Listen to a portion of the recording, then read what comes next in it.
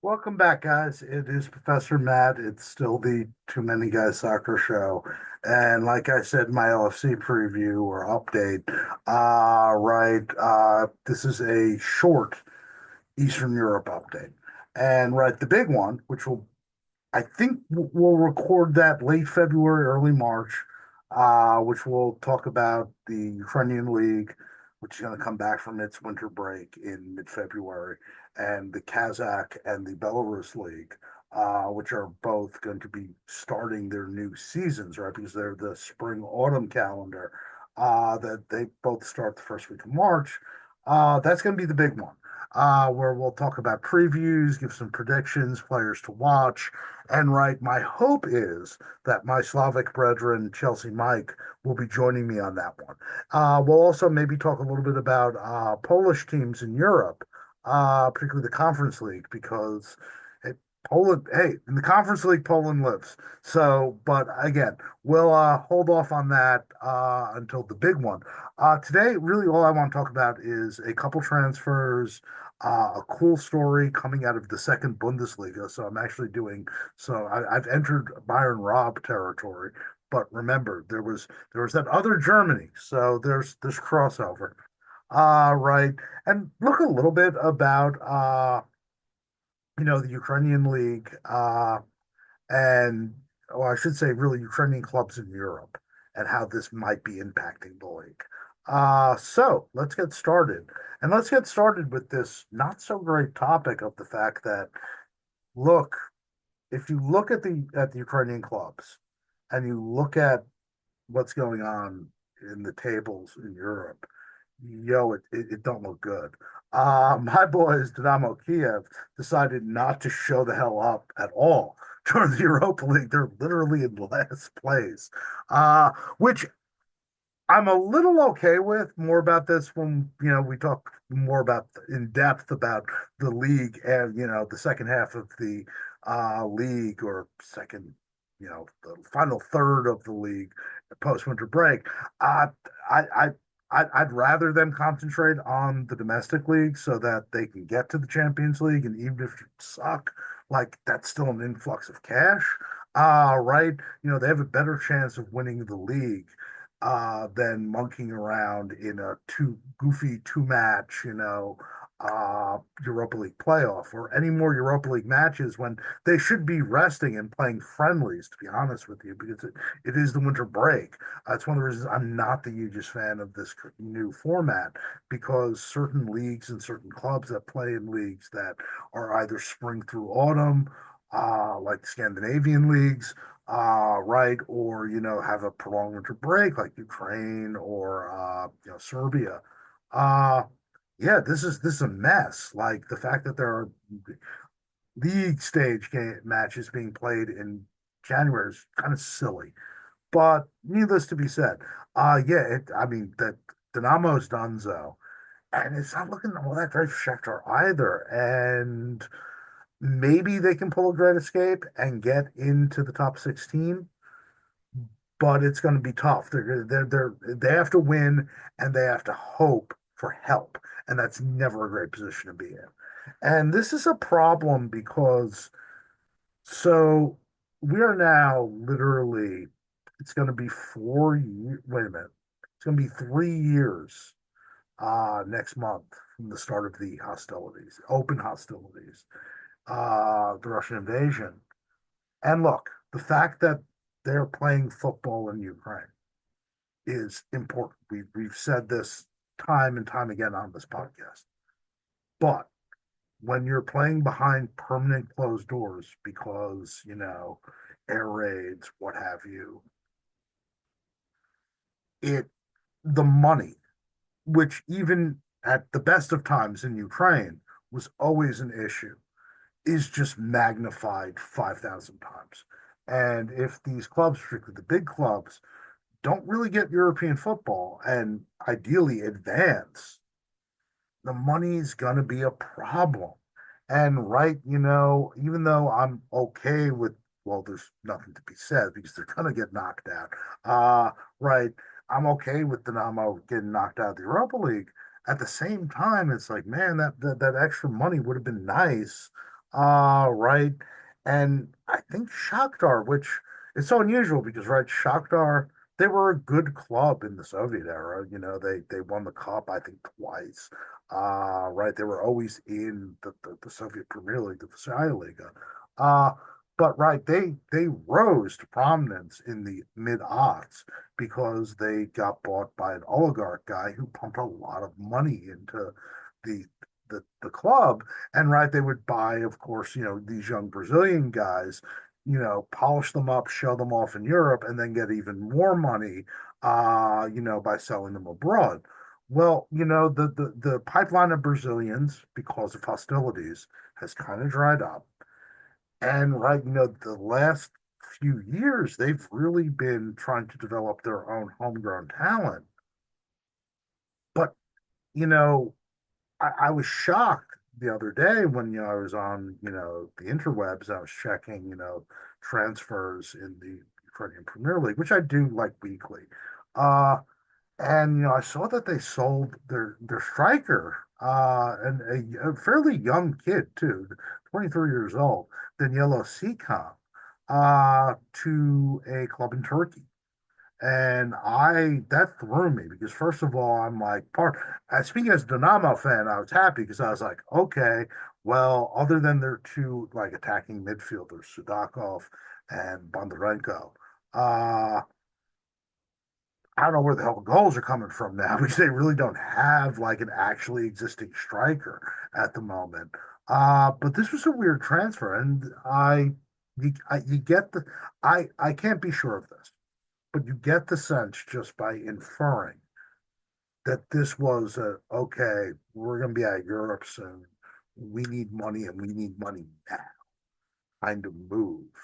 And I think you could, this is going to be the longer this shit show goes on, the longer the invasion, the longer the aggression continues, this is going to be a problem. And it's not just going to be a problem for Shakhtar that has relied on foreign talent. It's going to be a problem for all the clubs in the league. And we'll see how long this goes, right? Because attrition is real. So that's something, I'll probably talk more about it in the longer format Eastern European preview, the league previews video that's coming up, but this is something which I think we have to seriously keep an eye on. Because yeah, that transfer just like threw me for one. I was like, why are they selling him now? And then I'm like, but they need money. The money's not there. Speaking of transfers and players from Eastern Europe, uh, two pretty big ones have happened actually this month. Uh, the first is, and this was a long time coming, uh, a guy who I have been talking about on this goddamn podcast literally since I was brought on. And people didn't believe me at first, but they believe me now. Kavicha Kvaratskhelia has made his next big move. Uh, and he's going from Napoli to PSG. Uh, I think it's a good move for all parties. I know Napoli, he wasn't going to sign up long term at Napoli. And even though they are going for the league at the moment, Conte has them playing really well. And it's like, okay, you can afford to lose this guy and still be competitive. Right. I think it's a great move for PSG, though, too, because look, they've done the whole we're going to buy up, like, we're just going to buy the best names without rhyme or reason in many cases and try to get over the hump and win the Champions League. That has failed, and that has failed epically. They're trying to, build with youth and homegrown guys. And look, we've talked ad nauseum, and I'm sure, well, me instead, because I'd like to have him on for the sort of Algeria slash France episode in the decolonization series that's coming up. First episode should be out, I hope, in sometime in the next 2 or 3 weeks. I promise. Right. So, they have that homegrown talent in the greater Paris area, to draw from. But Kavicha, he's still young, guys. He's stupid young. Uh and this makes a lot of sense because he fits the profile of extremely talented. His best football is still ahead of him. Uh get him in and get him in now. So that move it is now official. And right, he's I don't think PSG is there, and I won't believe in PSG until they probably do actually win the Champions League. But this is a move. This is a very wise move, and I think it's a good move for Kvaratskhelia because, even if it doesn't work out in Paris, he's young enough where this is almost a stepping stone, and then he could go to a Barcelona, Real Madrid, a big club in England, etc. Which Wish Liverpool saw what I saw because I would have got him directly from Ruben Kazan 4 years ago. But they don't listen. The FSG don't listen to me. So that's a big move. And then one that kind of went under the radar, and it's a guy who I mentioned had to have been last year during the Asian Cup. And I know we did a pretty good job of covering AFCON. We sort of talked about the Asian Cup of Nations, but we really didn't get into it. But when I was assessing and looking at that Uzbek squad, because right, the post-Soviet stands are kind of my like default teams in Asia. I mean, I have big love for Japan too, but they're sort of my default teams that I root for because it's the part of the world that I'm interested in. Right. Abdul Kadir Husanov, young center back, 20-year-old, was playing at Lens, has got to move, a fairly big money move to England. As far as he's the first Uzbek to play in the Premier League, and he's going to be slotting in. He already has slotted in to the back line of Man City. Uh, his introduction to English football was rough. Let's just put that mildly. He was responsible for a goal against Chelsea yesterday, although City wound up winning. Right, and he was subbed off at halftime, and he looked raw, and that's what you have to expect from him. He's not going to come in and hit the ground running. He's a signing not really so much for the present for City, but I think for the future. Uh, but the guy's really talented. Right. I was surprised watching the Asian Cup. I was surprised how good he was, and then to learn how young he was. And right, the fact that there's a few fascinating layers here. First of all, hey, cool. He's the first Uzbek in England. Yay. Right. I think he's going to come good. I don't think it's going to be immediately. Like I said, he's 20 years old, guys. Right. He cannot drink in the country I live in legally. Although he's a Muslim man, so maybe he doesn't even want to drink. Anyway, right. And the other thing is he's at City now, but they got him from Nets. So we're talking about the impact of the invasion and the war on Ukrainian football and the fact that the money ain't coming in. One of the interesting byproducts of the war is that a guy like this from post-Soviet Central Asia, he wouldn't be playing in Uzbekistan, but he'd probably be playing in the Russian Premier League. He'd be in the RPL at this point because that's where these guys went to before hostilities, right? It was like if you were Kazakh or Uzbek or Turkmen or Kyrgyz, and you were any kind of good, right? You got gobbled up sometimes by a smaller Russian club, and then made the move to one of the bigger clubs, and then maybe you went, to Western Europe. The fact that his trajectory has literally been Uzbekistan, France, England, I think is very telling because, and we've talked about this in regards to the Kazakh league, that, you know, there's money to be spent in that league. And so a lot of sort of younger players from the post-Soviet space that would have gone to Russia or Ukraine for that matter before the invasion are now sort of gone to Kazakhstan. A lot of these young players from the post-Soviet space in the other republics, be it Central Asia, the Caucasus, etc., they're not doing what Kavicha did and make the pit stop in Russia first and then go west. They're going straight to the west now.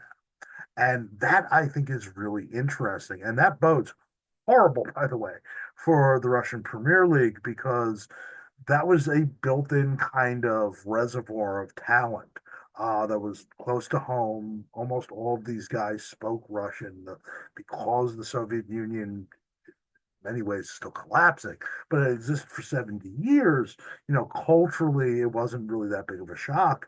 No, no, now these guys, if they're any good, they're going directly to the West, and they might not be going to the big clubs in the West, but they're going to these smaller teams in like France and Belgium, etc. And then they're making the next step. So, I mean, I hate the fact he plays for City because I wish this guy well. And, but yeah, he's a name and a guy worth looking like. Keep an eye on him. I think he's going to be good. He didn't look it yesterday, but I didn't expect him to. So remember, I've been talking about this guy for like a year. He's going to be good. And then finally, we'll wrap this up with a story out of the second Bundesliga, right? And again, I feel like I'm like inhabiting Rob's space, but we haven't been all together, so I guess we need to talk about it. If you look at the table, so Con is in first place. And I think I said before the season started, maybe it was on the pod, maybe it was just in the chat with Rob. I was like, oh, they'll come right back up. But in second is a little club called FC Magdeburg. Now, a lot of you don't know this club. You probably can't pick Magdeburg out on the map. Magdeburg is a medium-sized city. It's not big. It's not like Dresden or Leipzig, right? But it's a medium-sized city from what used to be East Germany. And right, this is a club with a lot of history. Right in the 70s, before, Dynamo Berlin, colonized and, transformed the Oberliga into, a farmers league. The two big clubs were Dynamo Dresden and Magdeburg.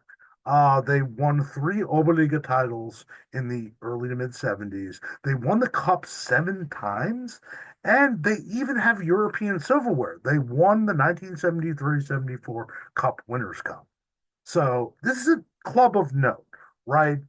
And, they're 2 points off the top spot. And look, like a lot of clubs from former East Germany, reunification has been freaking rough, man.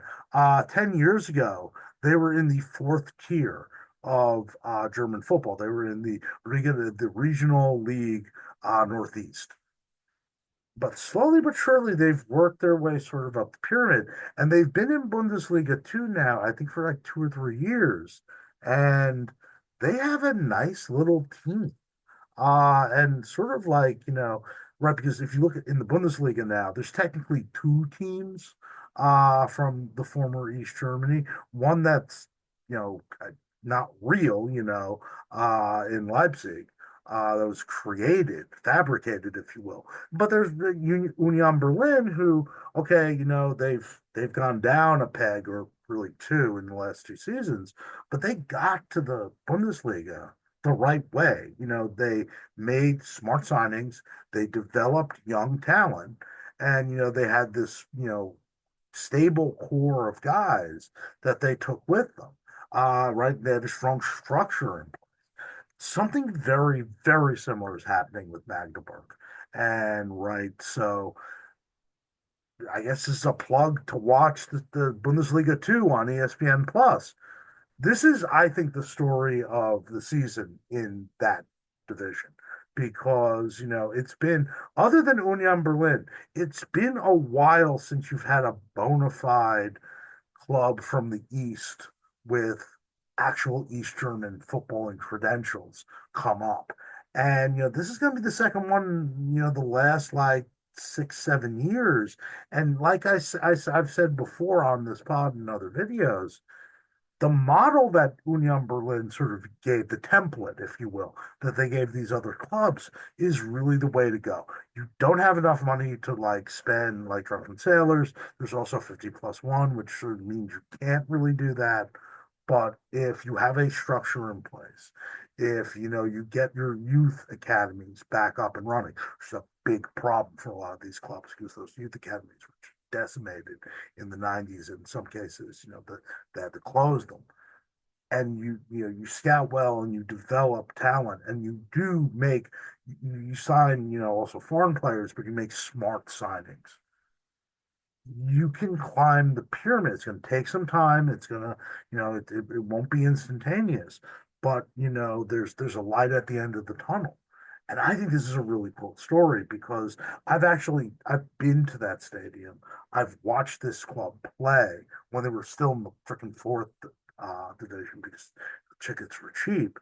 And them getting promoted to the Bundesliga would be pretty cool because unlike some clubs in the former East that have a real far right skinhead neo-Nazi problem within the fan base, Magdeburg is not one of those clubs. Their fans are very in tune with their quote unquote East German identity, but you don't see far right racist stuff, you know, with these fans. These fans are not that. And, them going up, I think again, sort of that will go a long way for the health of, united German football, because like I've suggested before, Germany unified, Christ, 35 years ago, but it really didn't. So if you look at the footballing landscape. So this is kind of a big deal. And it also, I think, because their fans are who they are, kind of challenge this sort of narrative that you find from a lot of German football fans in West Germany, that the East German fans are just like skinheads and like barbarians. It's like, no, no, they're not. And if Union Berlin and they're like kind of weird punk rock fans uh, didn't show that, the Magdeburg fans are going to show you that too. So this is a very cool story. And it's something which I'm going to be monitoring. So remember last year was the title race in Croatia in the Eastern Europe videos. Well, now it's does Magdeburg get promoted? Right. And to be honest, with as bad as the bottom of the Bundesliga has been this year, even if they don't get automatic promotion, I think they'd have a puncher's chance in the promotion, relegation promotion playoff. I really do. Anyway, this is Professor Mad, and this is the shorter of the Eastern European reports. Like I said, there's going to be another one, a longer one coming out end of February, early March, and I'd like to get Chelsea Mike down with that as well. So anyway, I hope you are all well and take care of yourselves. And again, watch the second Bundesliga because something cool's happening. Peace out, friends.